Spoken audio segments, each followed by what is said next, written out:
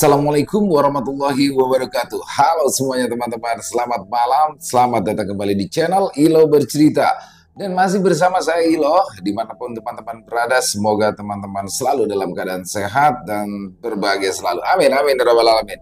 Pada kesempatan yang baik ini kami akan membawakan satu kisah dari penulis favorit kita semua, itu Kenanga Kinasi. Wah, dan kisah dari tanah Kalimantan selalu menarik untuk disimak. Tapi sebelum kita masuk ke dalam kisahnya, buat teman-teman mungkin yang baru bergabung atau yang sudah lama bergabung tapi lupa nih belum subscribe, yuk diklik dulu dong tombol subscribe, jangan lupa lonceng notifikasinya dinyalakan agar teman-teman selalu mendapatkan notifikasi dari konten-konten yang akan kami upload di setiap harinya. Untuk channel Ilo Bercerita ini kami upload setiap hari teman-teman ya, setiap malam, setiap jam 9 malam waktu Indonesia bagian Barat. Dan gak pakai lama-lama lagi ya, gak pakai berbahasa-basi kepanjangan lagi, langsung saja kita masuk ke dalam kisahnya. Kita menuju ke Kalimantan Selatan. Akhir tragis asisten bidan di Kalimantan.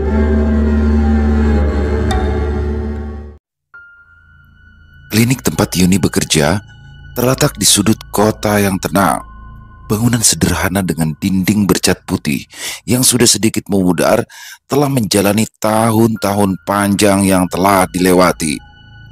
Plang kayu bertuliskan, klinik bersalin bidan Tini tergantung di atas pintu masuk. Setiap paginya, Yuni datang ke klinik dengan langkah penuh semangat. Ia selalu mengenakan seragam putih dengan pinggiran biru muda yang telah menjadi identitasnya sebagai asisten bidan. Wajahnya yang ceria, selalu menyambut siapa saja yang masuk. Ruangan depan klinik tempat Yuni bekerja berukuran kecil dengan meja resepsionis sederhana.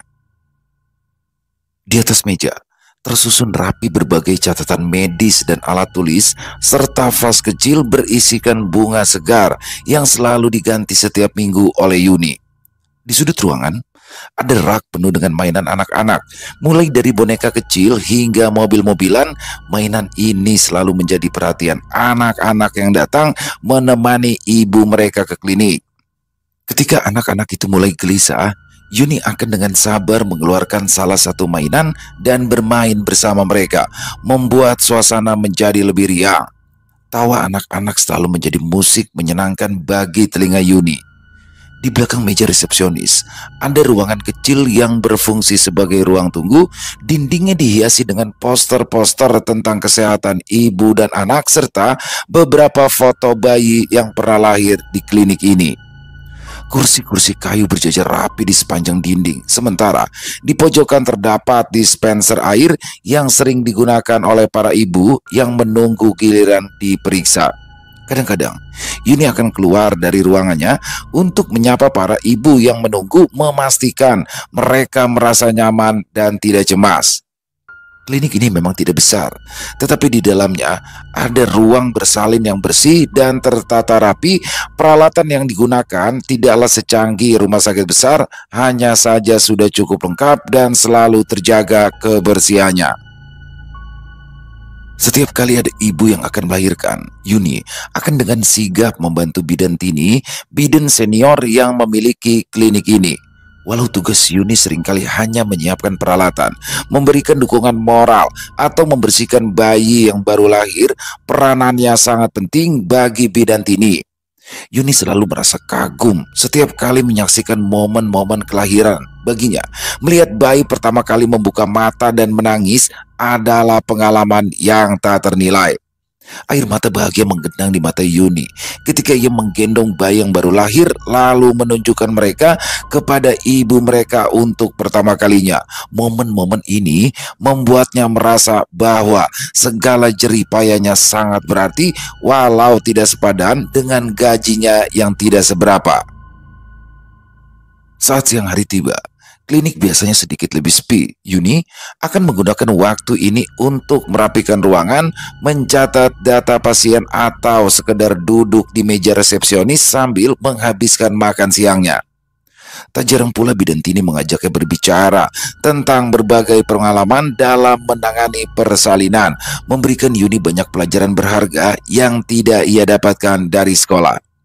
Malam hari, ketika klinik sudah mulai tutup, Yuni akan memastikan semua peralatan telah bersih dan tersimpan dengan baik. Ia akan mematikan lampu, mengunci pintu, lalu melangkah pulang dengan perasaan puas. Meski gajinya tidak besar, cinta Yuni pada pekerjaannya dan anak-anak yang ia bantu lahirkan memberikan kebahagiaan yang tak ternilai. Baginya, setiap hari di klinik itu adalah sebuah berkah sehingga ia tak pernah merasa bosan untuk kembali di esok harinya. Hari itu, klinik berjalan seperti biasa. Suara langkah kaki dan percakapan pelan memenuhi ruangan. Yuni tengah merapikan berkas-berkas pasien di meja resepsionis ketika ponselnya bergetar. Nama ibunya tertera di layar. Yuni mengernyitkan kening karena biasanya ibunya tidak menelpon saat jam kerja kecuali ada sesuatu yang penting. Dengan sedikit khawatir, ia pun segera mengangkat telepon tersebut. "Halo, Mak." "Yuni, lah kasih bulik, Nak. Nini garing banar." Suara ibunya terdengar panik saat menyuruh Yuni lekas pulang, membuat dada Yuni berdebar keras. Tanpa berpikir panjang, Yuni pun langsung memberitahukan bidan Tini tentang situasi darurat itu. Wajah bidan Tini yang biasanya tenang berubah cemas. Tetapi ia segera mengizinkan Yuni untuk segera pulang. Yuni bergegas mengambil tas kecilnya dan bergegas keluar dari klinik. Langkahnya terburu-buru. Yuni pulang dengan menggunakan angkutan umum. Di sepanjang perjalanan, pikirannya penuh oleh bayangan nininya yang sudah 5 tahun terbaring sakit. Yuni menggenggam ponselnya di tangannya erat-erat, berusaha menahan air mata yang mulai menggenang. Setibanya di rumah, Yuni hampir berlari masuk. Pintu rumah sudah terbuka. Ia disambut oleh tatapan sedih ibunya yang berdiri di ambang pintu. Tanpa sepatah kata, Yuni bergegas menuju kamar nininya di bagian belakang rumah. Di tengah kamar, Nini Yuni terbaring lemah di sana. Tubuhnya yang kecil dan rapuh tertutup selimut tebal.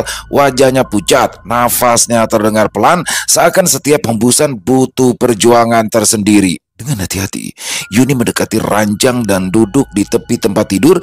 Tangannya gemetar saat meraih tangan nininya yang kurus, dingin, dan penuh keriput.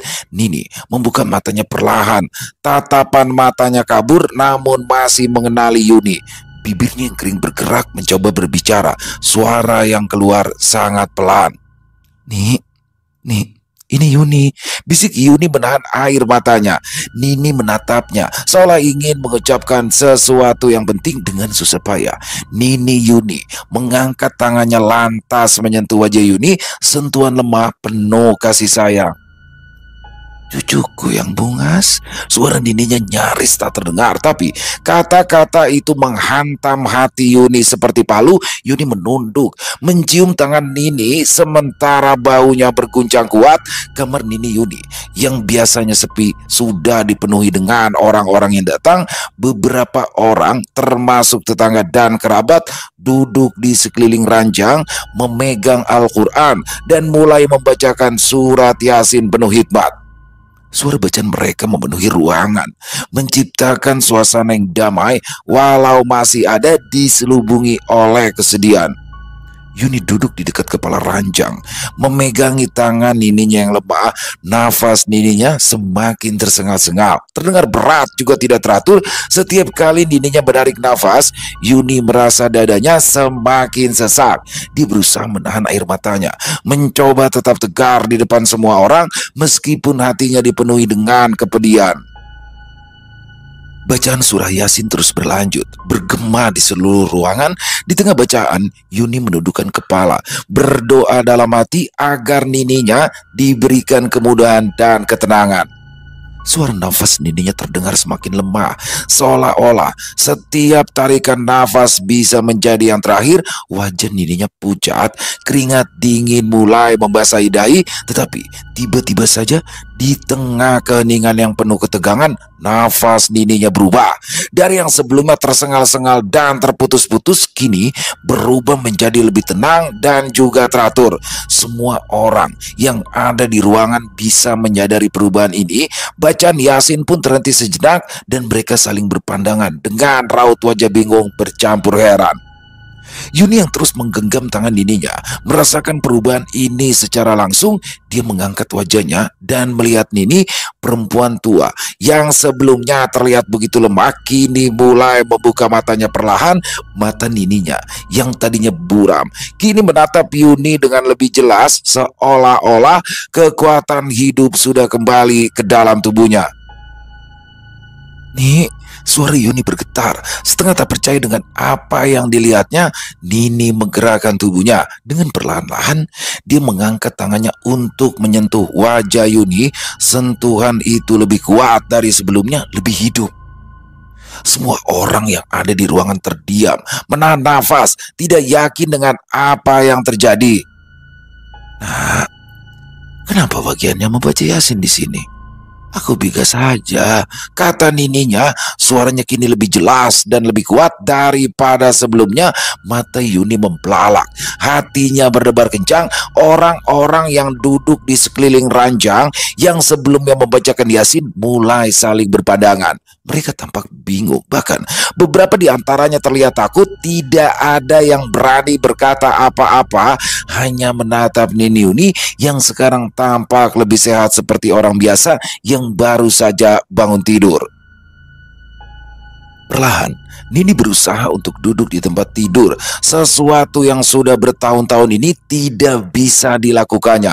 Semua orang yang hadir hanya bisa menyaksikan dengan mulut ternganga, seakan-akan mereka baru saja menyaksikan sebuah keajaiban. Nini Yuni yang sudah bertahun-tahun ini terbaring lemah, kini tampak bugar. "Aku sudah bigas. Bagian kambulikan, Gin," ujar nininya dengan suara yang lebih kuat, menegaskan kepada semua orang di ruangan bahwa apa yang mereka saksikan bukanlah sebuah hayalan. Orang-orang yang tadinya hanya bisa terdiam kini mulai berdiri, berpamitan pulang satu persatu kepada Ibu Yuni yang tampak salah tingkah. Setelah semua orang pulang, Nini Yuni kembali berbaring di ranjang seperti yang telah ia lakukan selama 5 tahun terakhir. Tubuhnya yang kurus terbalut selimut tebal, tapi tetap terlihat jelas betapa ringkinya dia. Tulang-tulang di tubuhnya tampak menonjol, terutama di bagian lengan dan wajahnya yang cekung. Namun ada sesuatu yang berbeda sekarang. Meski lemah, ada semangat baru di dalam dirinya yang terpancar dari sorot matanya yang kini lebih hidup. Rambutnya yang panjang aut-autan putih keperakan tergerai liar di atas bantal. Yuni dengan lembut menyisir rambut nininya setiap hari, mencoba merapikannya meski sebagian besar helaiannya mudah rontok karena usia yang semakin menua. Rambut ini adalah saksi bisu dari usia Nini yang kini sudah mencapai 80 tahunan, dipenuhi dengan kenangan dan cerita yang tak terhitung jumlahnya. Di hari-hari berikutnya, selera makannya kembali dengan kekuatan yang mengejutkan. Setiap kali Yuni membawakan makanan, Nini akan menyantapnya dengan lahap. Meski hanya bisa makan di atas ranjang, nininya terlihat menikmati setiap suapan. Kadang-kadang dia bahkan meminta tambahan makanan, sesuatu yang sebelumnya tak pernah terjadi. Keluarga Yuni pun merasa senang melihat perubahan nini mereka yang sudah berusia lanjut bisa makan dengan nafsu makan seperti ini. Ayah Yuni yang biasanya pendiam sering mengangguk-angguk sambil tersenyum saat melihat ibunya menikmati makanan. "Alhamdulillah, Mak. Pian hakun makan pulang," ujarnya suatu kali sambil duduk di samping ranjang. Matanya berbinar penuh harapan. Ibu Yuni juga merasakan kegembiraan yang sama. Setiap kali menyiapkan makanan, ia selalu menambah porsi sedikit lebih banyak, berharap mertuanya terus makan dengan lahap. Setiap kali ada tamu yang datang untuk menjenguk, mereka selalu terkejut kala melihat betapa Nini Yuni yang tadinya hampir sekarat kini bisa makan dengan lahap. Mereka akan duduk di sekitaran ranjang, berbicara dengan Nini sambil sesekali mencicipi makanan ringan yang disiapkan Yuni di meja kecil di sudut ruangan. Seminggu setelah kejadian di mana Nini Yuni tiba-tiba kembali sehat, suasana di rumah mulai terasa lebih tenang. Pagi itu, Yuni bangun lebih awal dari biasanya. Sinar matahari pagi yang hangat menembus jendela kamar Nini, menciptakan suasana yang damai. Nini Yuni masih terbaring di ranjang. Rambutnya yang panjang dan aut-autan kini terlihat semakin tipis, berwarna putih keperakan, terurai di atas bantal. Yuni menyisiri rambut Nini dengan lembut, mencoba merapikannya sebelum melanjutkan rutinitas harian membersihkan tubuh Nininya. Yuni menyiapkan air hangat dalam baskom kecil dan merendam kain lap yang sudah diperas dengan penuh perhatian. Yuni mulai menyeka wajah Nininya, mengusap perlahan kerutan-kerutan yang tampak semakin dalam di kulitnya. Ia terus melanjutkan dengan membersihkan lengan dan kaki Nininya, memperlakukan Nininya dengan kasih sayang. Saat Yuni membersihkan tubuh Nininya, sesuatu yang ganjil pun terjadi. Tubuh Nininya yang semula diam tiba-tiba saja mengejang dengan keras, membuat Yuni terkejut. Lengan Nininya yang kurus kini menegang, matanya terbuka lebar dengan tatapan yang tajam. Nafasnya berubah menjadi cepat dan terengah-engah, seperti seseorang yang sedang berjuang melawan sesuatu yang tak terlihat. Nini, Pian kenapa? Yuni berkata panik, suaranya gemetar. Ia mencoba menenangkan Nininya, memegang tangannya erat-erat, tetapi tubuh Nininya terus bergetar hebat. Matanya tetap terbuka lebar dengan pandangan liar. Sekejap, Yuni mengira ia sedang mengalami sakaratul maut, akan tetapi kejang-kejang itu berhenti secepat ketika dimulai. Tubuh Nini yang tadi tegang kini kembali lemas. Nafasnya yang semula tersengal-sengal kini mulai teratur lagi. Mata Nini Yuni yang liar perlahan-lahan berubah menjadi tenang. Tetapi ketika Yuni menatap mata Nininya, dia melihat sesuatu yang aneh dan mengerikan. Nini Yuni yang seharusnya tampak lelah setelah semua itu malah menatap Yuni dengan pandangan yang tak biasa. Perlahan bibir Nini melengkung, membentuk seringai yang dingin dan menyeramkan. Itu bukan senyum yang biasa dilihat Yuni dari Nininya. Ada ancaman halus dalam cara Nininya menyeringai. Ditambah lagi mata yang menyipit menambah kesan menakutkan. Yuni tersentak, mundur dengan cepat. Nini, Yuni memanggil dengan suara pelan, hampir seperti bisikan. Matanya tidak percaya dengan apa yang dilihatnya. Sekejap kemudian, ekspresi Nininya berubah kembali seperti semula. Wajahnya kembali menjadi lembut dan rapuh. Seringai itu hilang, seolah tidak pernah ada. Nini Yuni kemudian menutup matanya perlahan, kembali ke keadaan tenang yang normal. Yuni berdiri terpaku, tubuhnya sedikit gemetar. Ia mencoba meyakinkan dirinya sendiri bahwa apa yang baru saja dia lihat adalah hayalan belaka. Mungkin aku tadi keuyuhan, pikirnya, mengira dia hanya sangat kelelahan sehingga berhayal yang bukan-bukan. Yuni cepat-cepat menyelesaikan tugasnya, membersihkan tubuh Nininya dengan tangan yang sedikit gemetar. Meski mencoba mengabaikan apa yang baru saja terjadi, bayangan seringai mengerikan Nininya itu terus terngiang di pikirannya. Setiap kali Yuni mengingatnya, jantungnya berdebar kencang dan rasa takut itu semakin sulit untuk dihilangkan. Setelah selesai, Yuni duduk di sudut ruangan, memandangi Nininya yang kini tampak begitu tenang, seakan tidak pernah terjadi apa-apa. Jauh di dalam hatinya, Yuni tahu bahwa ada sesuatu yang tidak beres, sesuatu yang tidak bisa dijelaskan dengan kata-kata, tapi cukup untuk membuatnya gelisah sepanjang hari. Tidak lama kemudian, dia mandi dan bersiap berangkat. Setelah seminggu penuh merawat Nini di rumah, akhirnya ia kembali ke klinik tempatnya bekerja sebagai asisten bidan. Setibanya di klinik, Yuni disambut dengan suasana yang tenang. Udara di dalam ruangan terasa sejuk oleh pendingin ruangan yang mengalirkan angin lembut. Klinik kecil itu, meskipun tidaklah besar, selalu memberikan rasa nyaman bagi para pasien yang datang. Dindingnya yang dicat warna pastel dipenuhi dengan poster-poster informasi tentang kehamilan dan kesehatan ibu dan anak. Yuni segera mengenakan seragamnya yang berwarna putih bersih dengan lambang kecil klinik di bagian saku. Ia tahu bahwa sore hari seringkali menjadi waktu yang lebih sibuk karena banyak ibu hamil yang datang untuk pemeriksaan rutin atau dalam kondisi mendesak. Tidak lama setelah Yuni menyelesaikan persiapannya, pintu depan klinik terbuka dengan suara derak kecil. Seorang ibu hamil masuk dengan langkah perlahan ditemani oleh suaminya. Wajah ibu itu terlihat tegang, matanya berkaca-kaca menahan rasa sakit. Suaminya dengan cemas memapanya masuk sambil memegangi pinggangnya untuk memberi dukungan. Yuni segera menghampiri mereka, menyambut dengan senyuman tenang. "Selamat sore, Bu. Mari, ulun bantu," kata Yuni sambil memegangi tangan ibu hamil tersebut. Dia merasakan tangan ibu itu bergetar sedikit, tanda bahwa kontraksi sudah mulai semakin kuat. Suaminya tampak bingung, wajahnya pucat karena khawatir. "Bu bidan ada di dalam? Ayo, umpati ulun," kata Yuni memimpin mereka masuk ke dalam ruang bersalin.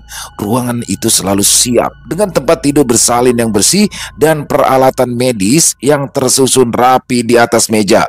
Bau antiseptik yang khas memenuhi ruangan, memberikan kesan steril dan profesional. Saat ibu hamil itu duduk di tempat tidur, Yuni mulai membantu untuk memastikan bahwa ibu tersebut nyaman. Dia mengambil pemeriksa tekanan darah dan memeriksa denyut jantung bayi dengan alat Doppler yang sudah ia persiapkan. Detak jantung bayi terdengar jelas, memberi sedikit rasa lega kepada pasangan tersebut. Kontraksi yang semakin intens menunjukkan bahwa proses persalinan akan segera dimulai. Klinik itu pun segera berubah menjadi lebih sibuk. Yuni memanggil bidan Tini yang bertugas sore itu. Bidan Tini memeriksa keadaan ibu hamil dengan cermat, berbicara dengan suara lembut yang menenangkan, memberikan instruksi-instruksi yang perlu diikuti. "Sudah bukan 5, Bu. Kita harus bersiap-siap sekarang," kata bidan Tini kepada ibu hamil yang terbaring di tempat tidur. Yuni yang selalu sigap segera mengambil semua peralatan yang diperlukan, dari sarung tangan steril hingga kain lap yang sudah disiapkan di dekat meja. Dia memastikan semua perlengkapan ada pada tempatnya. Ibu hamil itu mulai merintih. Tangannya mencengkram erat pinggiran tempat tidur saat kontraksi datang semakin kuat. Yuni berdiri di sampingnya, memberikan dukungan emosional sambil sesekali memegangi tangan ibu tersebut. Suami yang tampak semakin cemas mencoba menenangkan istrinya itu dengan kata-kata lembut. Proses persalinan pun dimulai. Bidan memimpin penuh kepercayaan diri, memberikan instruksi kepada ibu hamil untuk mengatur nafas dan mendorong sesuai dengan kontraksi yang datang. Setiap kontraksi membawa bayi itu semakin dekat ke dunia. Sementara Yuni tidak henti-hentinya memberikan semangat kepada ibu tersebut. Akhirnya, setelah perjuangan yang cukup lama, tangisan pertama bayi terdengar memenuhi ruangan. Suara tangisan memecah keheningan, diikuti senyum lelah bercampur bahagia dari ibu yang baru saja melahirkan. Yuni merasakan kehangatan di hatinya saat membantu membersihkan bayi tersebut, memotong tali pusar dengan tangan yang terampil. Ketika Yuni menyerahkan bayi yang sudah dibersihkan kepada ibunya, dia merasakan kebahagiaan yang tak terlukiskan. Sang ibu menatap bayinya dengan mata yang penuh cinta dan air mata kebahagiaan. Suaminya berdiri di samping, matanya berkaca-kaca tanpa kata-kata. Mereka saling berbagi momen penuh keajaiban. Suaminya memeluk erat sebelum akhirnya meminta izin untuk keluar sebentar guna menghubungi keluarga mereka dan memberikan kabar gembira tentang kelahiran anak mereka. Yuni pun memutuskan untuk meninggalkan ibu itu seorang diri sejenak agar dia bisa beristirahat dengan tenang sambil menikmati momen bersama bayinya yang baru lahir. "Saya ada di luar ya, Bu. Kalau ada apa-apa, kiau aja," kata Yuni dengan senyuman ramah, memberitahu dia ada di luar dan bisa dipanggil kapan saja diperlukan. Dia menutup pintu ruang bersalin, lantas melangkah keluar ke lorong klinik yang sepi. Cahaya lampu menerangi dinding yang putih bersih, menciptakan suasana yang terasa tenang. Beberapa menit kemudian, Yuni sedang merapikan berkas-berkas administrasi di meja resepsionis ketika tiba-tiba terdengar suara teriakan nyaring yang menggoyah keheningan klinik. Teriakan itu berasal dari dalam kamar bersalin, terdengar keras penuh kepanikan. Suara yang membuat darah Yuni berdesir dan hatinya mencelos. Tanpa pikir panjang, Yuni langsung berlari menuju kamar bersalin. Langkah kakinya berderap cepat di lantai keramik, gema langkahnya terdengar menggema di seluruh ruangan.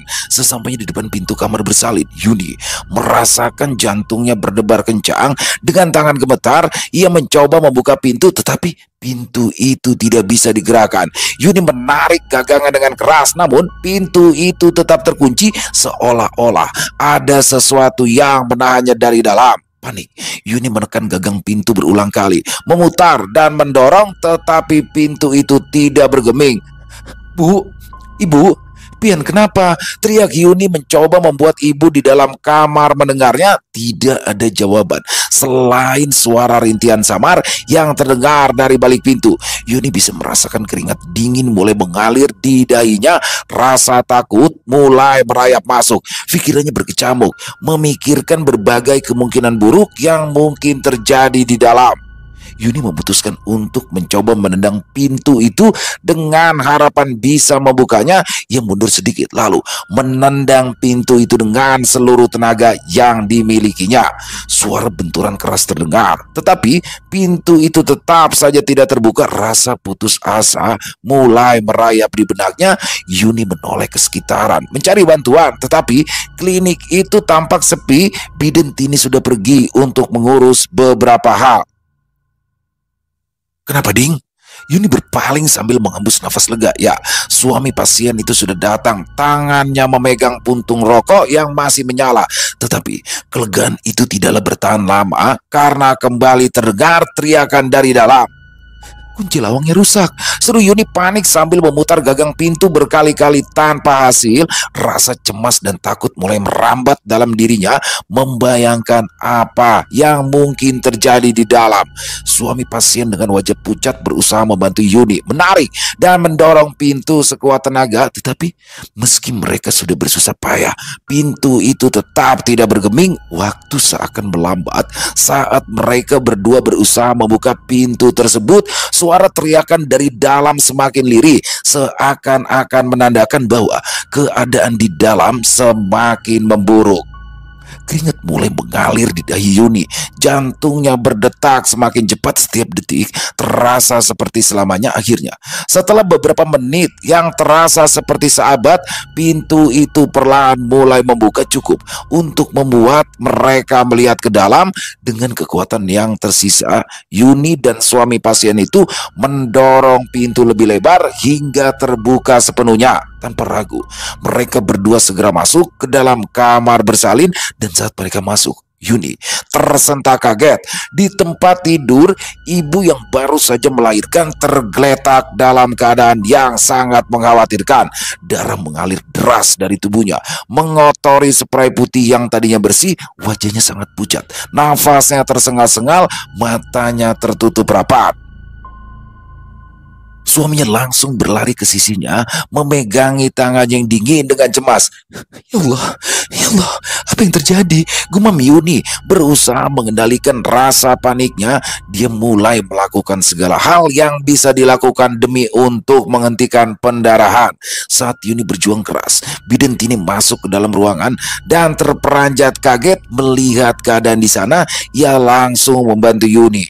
Suasana menjadi sangat tegang saat mereka berusaha menyelamatkan nyawa ibu tersebut. Peralatan medis dikeluarkan, tetapi darah terus mengalir, menambah kepanikan di dalam ruangan itu. Di tengah kekalutan itu, Yuni tanpa sengaja menoleh ke arah jendela. Pandangannya tiba-tiba tertuju pada sesuatu yang aneh. Di luar jendela ada sosok melayang yang bercahaya hijau redup, kepala dengan rambut panjang terurai melayang tanpa tubuh, hanya disertai organ-organ dalam yang menggantung. "Kuyang," bisiknya seakan tidak percaya. Kepala Kuyang itu melayang tinggi menjauh dari jendela klinik, tetapi sebelum ia benar-benar pergi, kepala Kuyang itu menoleh. Tatapannya langsung mengunci pada Yuni. Mata mereka bertemu. Dalam sekejap, Yuni merasakan ketakutan yang teramat sangat. Sosok Kuyang itu menyeringai, mengerikan. Bibirnya yang pucat nampak melengkung, menampakkan gigi-gigi hitam. Di titik itu juga, Yuni merasa tubuhnya menjadi lemah. Kengerian yang menyelimuti dirinya terasa begitu kuat sehingga ia tak sanggup lagi menahan rasa takut yang meluap. Dunia di sekelilingnya mulai berputar, nafasnya tercekat, dan sebelum ia menyadari, segalanya menjadi gelap. Yuni jatuh ke lantai dengan suara terhempas nyaring. Bidan Tini yang sedang sibuk menangani pasien terkejut melihat Yuni yang tiba-tiba saja ambruk. Suami ibu itu juga berbalik dengan wajah yang dipenuhi kecemasan. Beruntung, tidak terjadi keadaan yang membahayakan ibu yang mengalami pendarahan itu. Dia bisa diselamatkan tepat pada waktunya karena Bidan Tini sempat menghubungi ambulans untuk menjemputnya agar dibawa ke rumah sakit daerah. Sedangkan Yuni sendiri baru sadar setelah Bidan Tini menyadarkannya. Ia minum segelas teh hangat lalu diminta untuk pulang dan beristirahat. Kegelapan malam telah menyelimuti rumah Yuni. Ketika ia pulang dengan langkah gontai, tampak lelah dan lesu.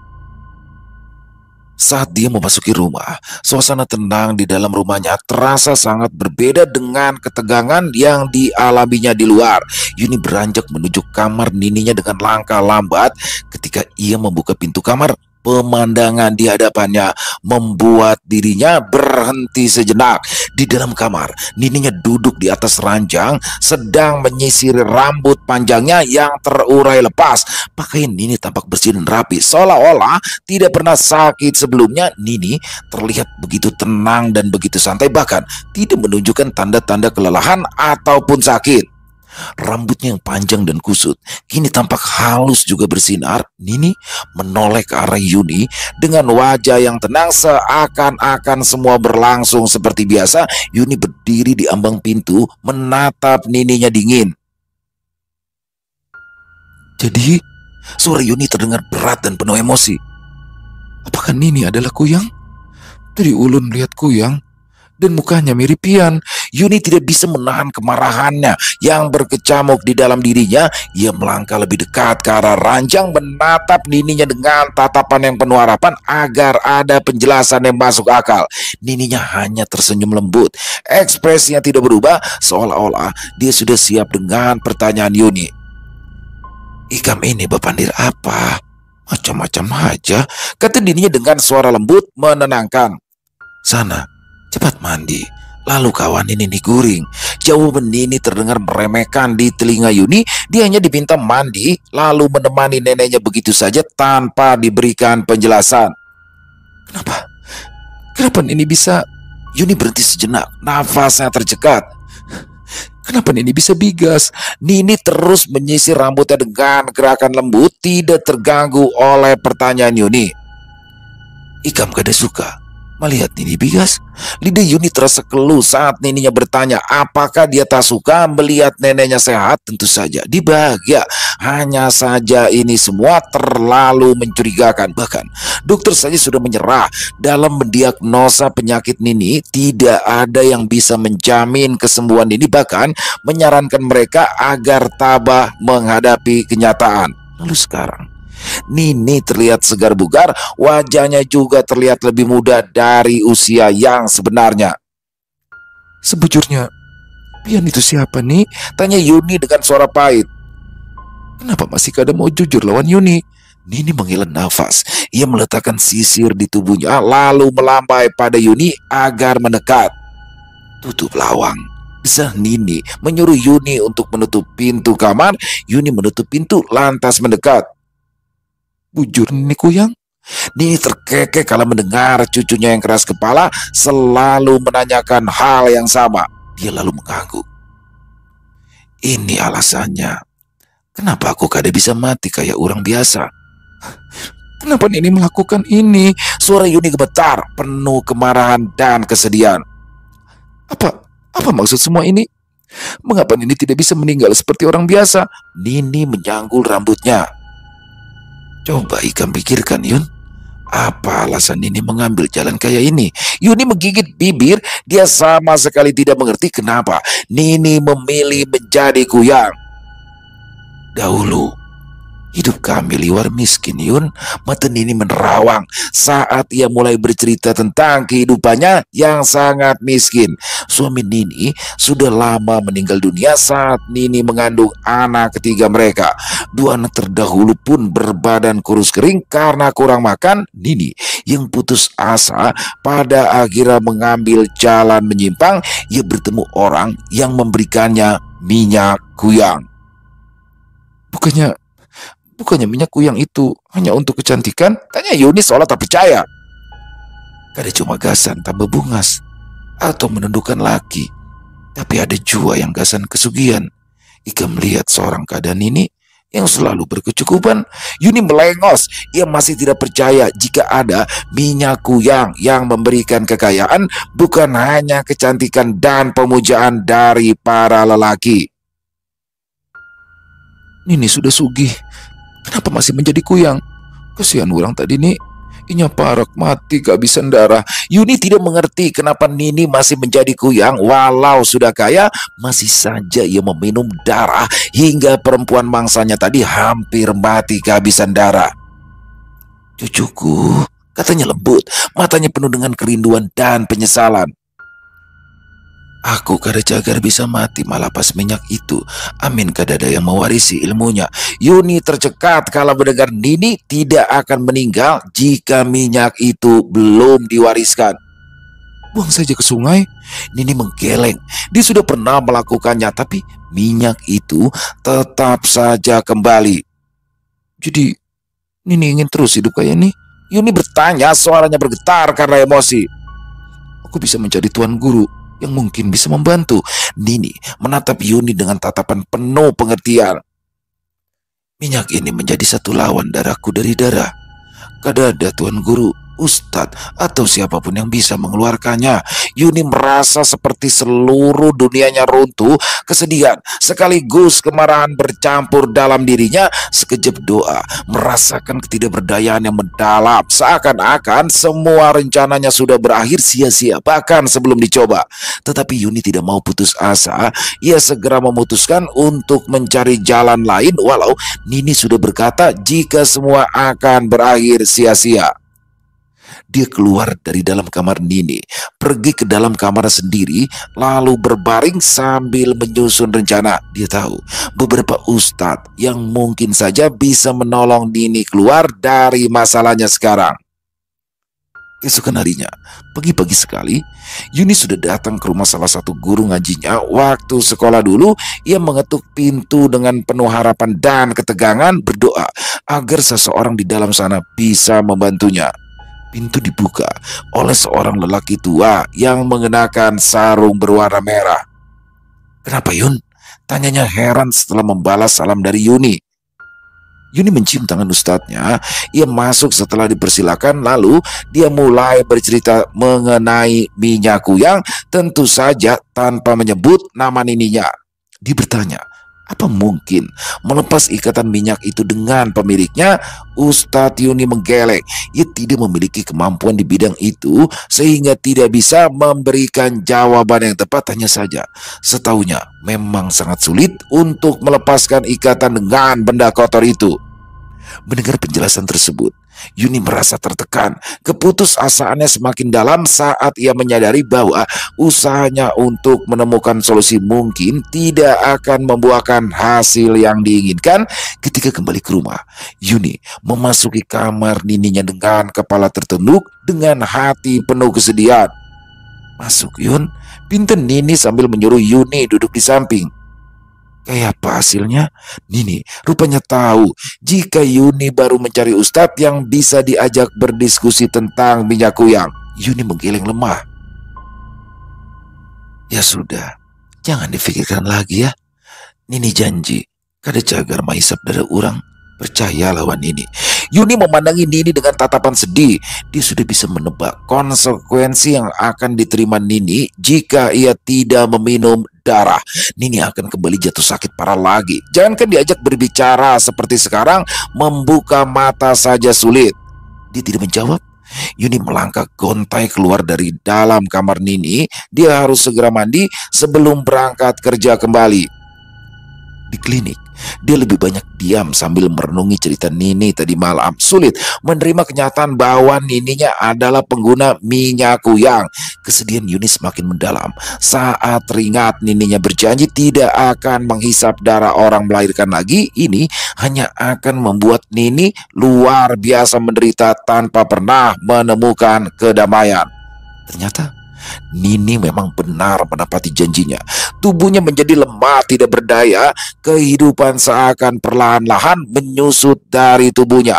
Setelah berhari-hari merenung untuk mencari solusi, Yuni akhirnya membuat keputusan sulit. Dia tahu bahwa untuk menyelamatkan Nininya dari kehidupan penuh penderitaan, maka Yuni harus mewarisi ilmu kuyang tersebut. Keputusan ini membuat hatinya terasa berat, tetapi dia merasa tidak ada pilihan lain. Kebaikan Nininya dan rasa cintanya mendalam membuatnya rela mengambil resiko besar. Pada suatu malam, Yuni duduk di samping Nininya, memandangi wajah tua yang penuh keriput. "Aku kada mau." Nini menolak tegas saat Yuni menawarkan diri menjadi pewaris. "Nini harus akun. Mau sampai berapa tahun lagi Nini kayak ini?" Tutur Yuni tak sabar sambil memegang tangan Nini yang terlihat semakin kurus. Nini menggeleng, tapi Yuni masih terus memaksa. Dia bahkan mengancam sehingga Nini tidak punya pilihan lain. Aroma minyak kuyang yang anyir memenuhi udara. Nini membuka mulutnya lebar, mendekatkan wajahnya ke arah Yuni. Saat prosesi selesai, Nininya tampak lebih tenang, seolah beban berat di pundaknya kini telah terangkat. Keesokan paginya, Nininya Yuni menghembuskan nafas terakhir dengan damai, meninggalkan dunia ini untuk selama-lamanya. Kematian Nininya meninggalkan Yuni dalam keadaan campur aduk antara kehilangan bercampur rasa lega. Nini akhirnya bisa beristirahat, tetapi beban baru kini berada di pundaknya.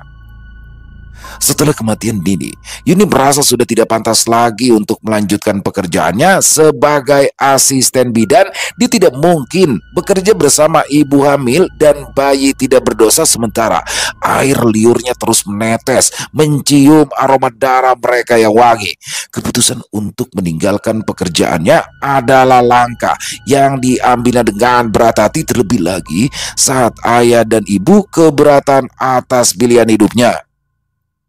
Yuni hendak begawi di Jawa, cetusnya untuk meredam protes mereka. Dia beralasan sudah ada klinik besar di Pulau Jawa yang telah menerimanya bekerja di sana. Dan benar saja, jawaban Yuni pun segera dipercaya. Dia diizinkan pindah ke Pulau Jawa demi mengejar karir. Sebenarnya, Yuni memutuskan untuk pindah ke Pulau Jawa karena ia pernah mendengar minyak kuyang tidak akan sanggup bertahan melewati lautan. Tapi pada kenyataannya, Yuni masih bisa mencium aroma wangi saat ia berpapasan dengan ibu hamil. Liurnya menetes sehingga dia harus segera membersihkannya sebelum ia dipandang aneh. Sia-sia saja, ucap Yuni pelan yang sudah hampir putus asa. Ternyata pengaruh minyak kuyang itu masih sangat kuat. Di pantai, Yuni berdiri di tepian laut, melihat ombak yang menerpa pantai dengan kuat. Angin laut yang dingin meniup rambutnya, sementara suara ombak yang bergulung memberi kesan damai yang kontras dengan kekacauan dalam hatinya. Setiap kali Yuni menatap laut, dia selalu berharap bahwa laut yang luas dan dalam itu dapat membantunya mengatasi beban yang dibawanya. Dia berdiri seorang diri, tidak menghiraukan pantai yang semakin sepi karena senja yang hampir datang.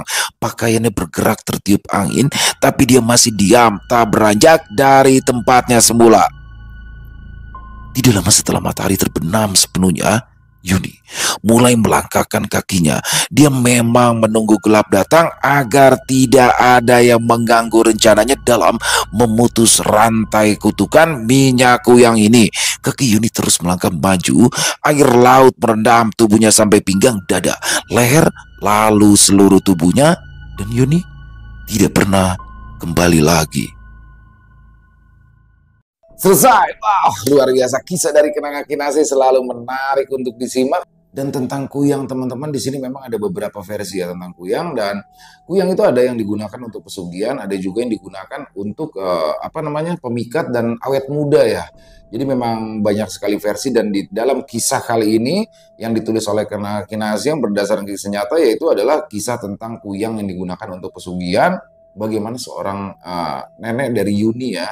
Jadi Nini itu adalah nenek kalau dalam bahasa Banjar, itu menggunakan pesugihan kuyang karena memang di masa lalu itu hidupnya itu sangat kesulitan ya, bahkan sampai anak-anaknya kurus-kurus kekurangan gizi. Disitulah dia akhirnya memilih jalan untuk melakukan pesugihan kuyang, yang mana pada akhirnya mengakibatkan nininya Yuni ini ya, antara hidup dan mati. Jadi kayak sebelum diwariskan itu dia nggak akan mati gitu. Makanya di sini luar biasa sekali bagaimana pengorbanan seorang Yuni sebagai cucu yang sangat sayang sama Nini. Jadi nggak tega tuh melihat Nininya.